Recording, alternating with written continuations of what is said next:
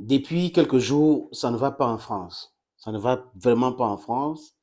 Et ça a exposé le goût du jour comme ça, le racisme policier en France. Oui, parce que on a pris le temps pour essayer de regarder ce qui se passe en France.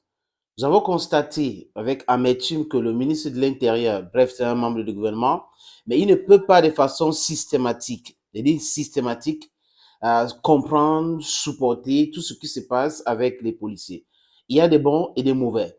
Maintenant, quand des mauvais policiers font un travail exécrable, c'est au ministre de l'Intérieur de les punir et n'est pas de les défendre. Mais de façon systématique, Gérald Darmanin a toujours supporter les policiers, accusant les autres d'anti-flics et autres, les Mélenchon et les autres.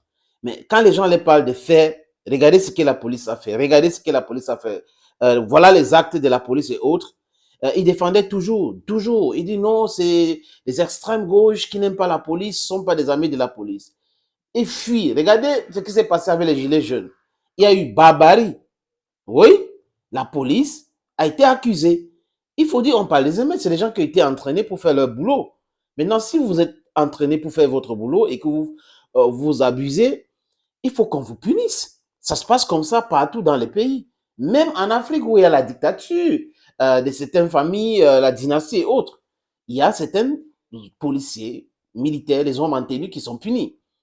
Et ceux qui nous donnent des leçons prétendent connaître tout, l'éducation, l'histoire, notre histoire mieux que nous, n'arrivent pas à gérer ce qu'ils nous ont enseigné. Oui, c'est leur mode de vie. On a embrassé pour l'instant. On va se séparer peu à peu, mais ça va prendre du temps pour se séparer de cette éducation-là. Mais ils n'arrivent pas à implémenter tout ce qu'ils nous ont enseigné. C'est marrant, non, les amis? Un policier interpelle un jeune de 17 ans. Chez jeunes, ils étaient sur les grosses motos, là, on appelle c'était les motards. Le jeune s'arrête avec son ami dans la voiture. Il commence à raconter des choses, genre, je vais le buter, je vais vous faire écouter cette petite vidéo. C'est Claudicia qui a eu les informations de l'ami de cette jeune Naël qui a été buté par la police, qui a expliqué exactement ce qui s'est passé. Parce que les policiers ont menti. Heureusement qu'il y a eu des vidéos. Heureusement que les gens ont filmé la scène. Donc, c'est en train de se retourner contre eux aujourd'hui. Et s'il n'y avait pas toute cette vidéo-là, il devait dire on a interpellé, il a refusé d'interpeller, c'est pour cette raison qu'on a tiré. Mais pourquoi est-ce que vous tirez sur une voiture alors que ça ne met pas votre vie en danger? Ils ont des motos. Ils pouvaient poursuivre ce jeune avec ce moto jusqu'à l'interpeller.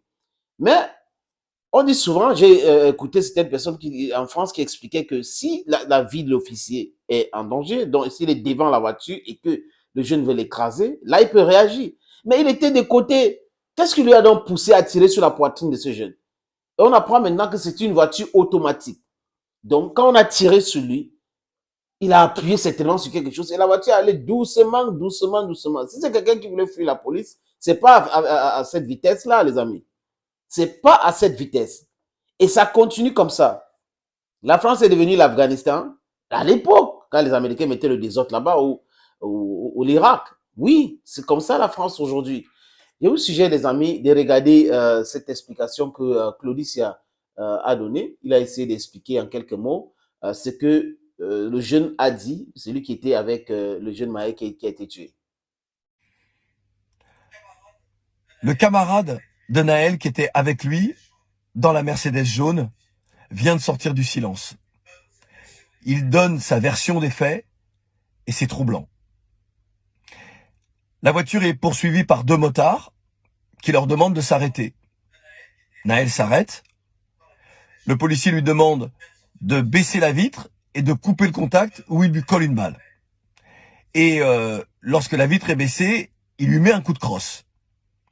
L'autre policier lui dit « shoot-le ». Le policier qui continue à tenir en joue Naël lui remet un coup de crosse. Et là, le pied de Naël n'est plus sur le frein. Et comme c'est une voiture, c'est une boîte automatique, la voiture avance. Et c'est pour cela que dans la vidéo, On voit la voiture avancer tout doucement et le policier tire. Voilà, c'est le témoignage du camarade de Naël, à prendre probablement au conditionnel. Mais lorsque je parlais d'éléments troublants, voilà pourquoi la voiture avance doucement. Parce que si Naël avait réellement accéléré, il serait parti en trombe. Et peut-être que le policier n'aurait pas eu le temps de tirer. C'est troublant, les amis. C'est troublant parce que le policier commence en disant quoi? Je peux le buter. Donc, c'est du racisme. Et ce jeune a été buté. Oui, il a été buté par ce policier raciste. Et si ce jeune-là n'était pas dans cette voiture, s'il n'y avait pas de vidéo, comme je vous l'ai dit, les amis, on devait raconter du n'importe quoi. Donc, voilà l'image de la France. Voilà l'image des gens qui veulent imposer leur mode de vie à tout le monde. Voilà l'image des gens qui sont en train de donner des leçons aux gens. Voilà leur image. Ils sont, certains, pas tout le monde, racistes. Oui. Si Naël était un Français de souche, comme ils disent, le policier ne devait jamais tirer sur lui. Ce que dans sa tête, c'est qu'un enfant de 17 ans et la voiture et tout ça là, donc c'est pas possible. Et un Africain. Et l'Algérie a réagi. L'Algérie a réagi. Après, vous allez vous poser les questions pourquoi le président algérien a choisi d'aller à Moscou que d'aller à Paris. Mais voilà donc l'image des gens qui prétendent être nos amis. Les anciens colons. Des gens qui ne nous aiment pas. Et vous voulez qu'on les embrasse, on les... Non, on les... Non. Et vous allez retrouver des déréglés sur certains plateaux de télévision en Europe qui vont vous raconter des boubas. Des boubas. Ils vont vous parler du Burkina Faso, ils vont vous parler du Mali et autres. Les amis, ce n'est pas comme ça se passe. Ce n'est pas comme ça se passe. Respectons-nous. George Floyd aux États-Unis parce que c'était un noir. Naël en France parce que c'est un Africain du Maghreb. C'est incroyable comment les gens peuvent être barbares. Oui, et ça a créé le désordre en France pendant des jours et ce n'est pas prêt de s'arrêter. Parce que les gens n'acceptent pas cela. Nous n'allons pas accepter d'être traités comme des animaux. On doit se faire respecter. Il faut qu'ils nous respectent. Respecter notre vie, respecter notre façon de vivre, respecter notre existence. On en a, c'est trop, c'est trop, c'est trop. 400 ans de l'esclavage, 150 ans de colonisation, néocolonisation, vous ne voulez pas partir, mais vous nous malmenez. Après, il y aura des idiots qui vont venir dire que la France a fait ceci, aide au développement, sans toutefois comprendre de quoi il est question, les amis. C'est comme ça, mais haïssant tout ce qui se passe là, nous devons rester debout, les amis. Restons debout. En tant qu'Africains, restons debout. Luttons pour l'indépendance totale de l'Afrique. Nous avons le droit de choisir ce qu'on veut. Mais si ces gens-là nous laissent tranquilles, vous pensez que les Africains vont venir en Europe faire quoi? Vont venir en France faire quoi? Ils vont venir faire... C'est parce que vous pillez notre continent. C'est parce que vous pillez nos pays. C'est parce que vous signez des accords avec des vassaux chez nous. Hein? C'est parce que vous encouragez les Macky Sall comme ça, les Ouattara comme ça.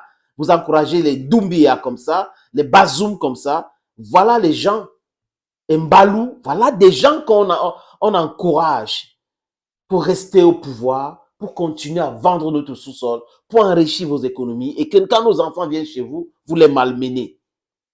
Respectons-nous. Respectons-nous. Moi, j'aurais aimé voir les chefs d'État africains qui appellent au calme aussi. Parce que quand il y a quelque chose ici chez nous, on peut appeler au calme, les ressortissants fait ci, on va appeler au calme. Non, les chefs d'État africains, réveillez-vous aussi. Hein. Réveillez-vous, je vais dire, pour des gens honnêtes, des chefs d'État honnêtes, les vrais leaders, pas des vassaux. Hein. Envoyez aussi ce message fort à la France de respecter les Africains et la vie des Africains. Thank you, dear friends, for watching. God bless you. Bye-bye for now.